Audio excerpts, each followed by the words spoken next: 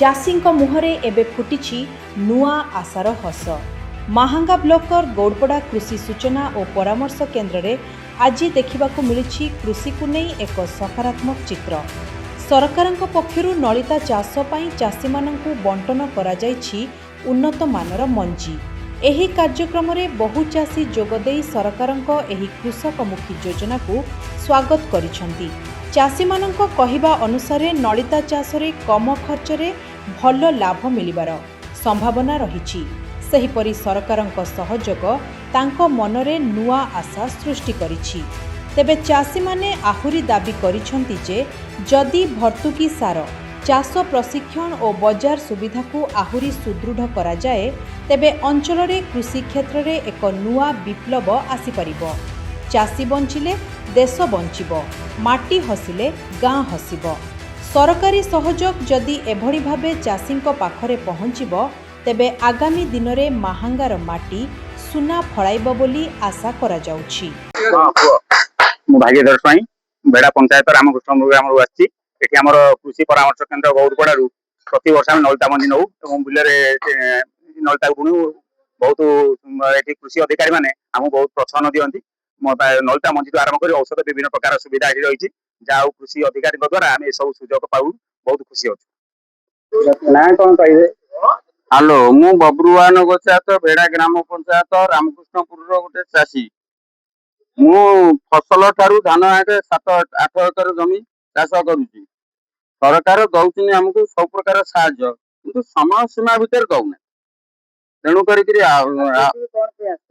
ଆସିଥିଲି କଣ ସେ ଦଉଛନ୍ତି ଯୋଉଟା ସୁବିଧାରେ ଦଉଛନ୍ତି, କିନ୍ତୁ ଆମେ ସେଇଟାକୁ ନେଇକିରି ବୁଣିଲାଠୁ ଆମେ ଯୋଉ ଉପଲବ୍ଧି ହଉଛୁ, କିନ୍ତୁ ପଛରେ ତାକୁ ବିକୁଛୁ ଖୁବ୍ କମ ରେଟରେ। ଧାନ ହଉ ନଳିତା ହଉ ଯେକୌଣସି ଫସଲ କମ ରେଟରେ ବିକୁଛୁ। ସରକାର ଆ ଉପରେ କିଛି ପଦକ୍ଷେପ ନେଲେ ସମସ୍ୟା ଭିତରେ ସରକାର ଯଦି ଆମକୁ ସାର ମସଲା ରେଟ୍ ଯୋଉ ହେଇଗଲାଣି ତାକୁ ସୁବିଧା ରେଟ୍ ଦଉନାହାନ୍ତି, କିନ୍ତୁ ନଳିତା କମ ପଇସା ନେଉଛନ୍ତି। ମଜୁରୀ ଜୋର 700-800 ଟଙ୍କା। ତେଣୁକରି ଏ ବିଷୟରେ ସରକାର ଟିକେ ଅନୁଧ୍ୟାନ କରି ଆମକୁ ସମ୍ପୂର୍ଣ୍ଣ ସାହାଯ୍ୟ କଲେ ଆମ ଚାଷୀ ବଞ୍ଚିବୁ, ଭାରତ ବର୍ଷ ବି ବଞ୍ଚିବ। ଆପଣଙ୍କ ପରିଚୟ? ମୋ ନାଁ ସୁରେନ୍ଦ୍ର ଚନ୍ଦ୍ର ସ୍ୱାଇଁ। ମୁଁ ବେଡ଼ା ପଞ୍ଚାୟତର ଚାଷୀ।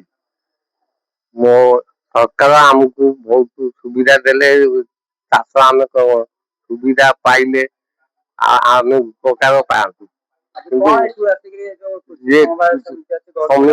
ଗୌଡ଼ପଡ଼ାର ସମବାୟ ସମିତିରୁ ନଳିତା ଚାଷ ପାଇଁ ମଞ୍ଜି ନେଲୁ। ମଞ୍ଜି ନେଇକିରି ସରକାର କିଛି ସୁବିଧା ଦେଲେ ଆମେ ନେଇକିରି ବିକୁଛୁ, ଅନ୍ୟ ବେପାରୀଙ୍କୁ ବିକୁଛୁ, କିଛି ଲାଭବାନ ପାଉଛୁ। ସରକାର ଯଦି କିଛି ସରକାର ନିଅନ୍ତେ ଆମକୁ କିଛି ଲାଭବାନ ପାଆନ୍ତୁ।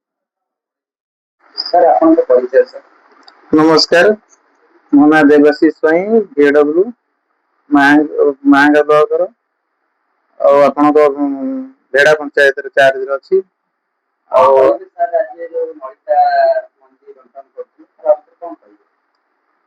ବିଶେଷ କରି ଆମ କଟକ ଜିଲ୍ଲାରେ ସବୁଠାରୁ ଅଧିକ ଯଦି ନଳିତା ଚାଷ ହଉଛି ସେଟା ହଉଛି ମାହାଙ୍ଗା ବ୍ଲକ। ଆଉ ଏଇ ମାହାଙ୍ଗା ବ୍ଲକରେ ଅନ୍ୟତମ ଗ୍ରାମ ପଞ୍ଚାୟତ ହଉଛି ମୋର, ଯୋଉଠି ଚାର୍ଜରେ ଅଛି। ସେ ପଞ୍ଚାୟତ ହେଲା ବେଡ଼ା ପଞ୍ଚାୟତ। ଆଉ ସେଠି ହାରାହାରି ପାଖାପାଖି 100 ଚାଷୀ ସେଥିରେ ଚାଷ କରୁଛନ୍ତି, ନଳିତା ଚାଷ କରୁଛନ୍ତି। ଆଉ ସେମାନଙ୍କୁ ମାଗଣାରେ ସରକାରଙ୍କ ତରଫରୁ ବିହନ ଯୋଗାଇ ଦିଆଯାଉଛି। ଆଉ ସେମାନେ ଇନପୁଟ ସବସିଡି ବାବଦରେ ବି ବାହାରୁ ମେଡିସିନ ଆମର ଯେକୌଣସି ଡିଲର କିଣିଲା ପରେ ସେମାନେ ତାଙ୍କର ଇନପୁଟ ପଇସା ବି ପାଇପାରୁଛନ୍ତି। ଆଉ ସରକାରଙ୍କ ତରଫରୁ ବି ତାଙ୍କୁ ଇନସେଣ୍ଟିଭ ର ବ୍ୟବସ୍ଥା କରାଯାଇଛି। ଯୋଉମାନେ 1 ଏକର ନଉଛନ୍ତି ସେମାନଙ୍କୁ ପାଖାପାଖି ଗୋଟେ ହେକ୍ଟରରେ ଆମର 3500 ଟଙ୍କାର ସହାୟତା ଅଛି। ଆଉ ଗୋଟେ ଚାଷୀ ମିନିମମ୍ 1 ଏକର ପାଇଁ ଏଠି ସହାୟତା ଆମେ ଦଉ, ମାନେ ନବାକୁ ପଡିବ ମିନିମମ୍ 1 ଏକର ବି ସେ ଚାଷ କରିବା ପାଇଁ ସେଠୁ ମଞ୍ଜି ନଉଛନ୍ତି, ତା ପାଇଁ ସହାୟତା ବି ମିଳୁଛି। ଆଉ ହାରାହାରି ବେଡ଼ାରେ 30 ହେକ୍ଟରରୁ 40 ହେକ୍ଟର ପର୍ଯ୍ୟନ୍ତ ଚାଷ ହଉଛି। ଚାଷୀଙ୍କ ହାତରେ ମଞ୍ଜି, ଆଗାମୀ ଦିନରେ ସୁନାର ଫସଲର ଆଶା। କଟକ ଜିଲ୍ଲା ମାହାଙ୍ଗା ବ୍ଲକ କୃଷି ସୂଚନା ଓ ପରାମର୍ଶ କେନ୍ଦ୍ର ଗୌଡ଼ପଡ଼ା ମାହାଙ୍ଗାରେ ଆଜି ଅନେକ ଚାଷୀଙ୍କୁ ନଳିତା ଚାଷ ପାଇଁ ମଞ୍ଜି ବଣ୍ଟନ କରାଯାଇଛି। ସରକାରଙ୍କ ଏହି ପ୍ରୋତ୍ସାହନ ଚାଷୀଙ୍କ ମନରେ ନୂଆ ଆଶା ସୃଷ୍ଟି କରିଥିଲା ବେଳେ ଯଦି ଆହୁରି अधिक सुविधा सुजोग प्रशिक्षण और सहायता जोगई दि जाए तेबे चाषी माने बहुत लाभान्वित हेबे बोली मोर मत प्रकाश पाइछि।